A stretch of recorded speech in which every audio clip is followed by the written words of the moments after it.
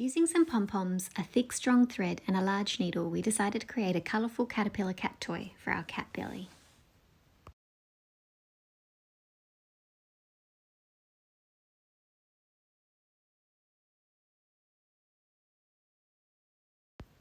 We made a strong knot on the end of the string.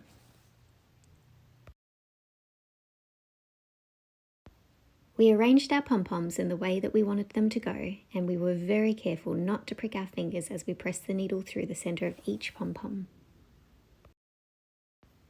We started with the tail of the caterpillar, and as we pressed it through, we realised that some pom-poms are easier to go through than others.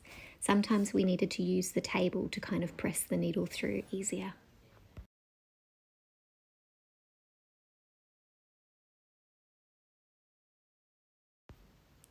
Once they were all threaded on, we did a strong knot to secure it, and then we tied it with more strong thread to a broken fishing rod. We stuck some sticky eyes on it, and we were all ready to play.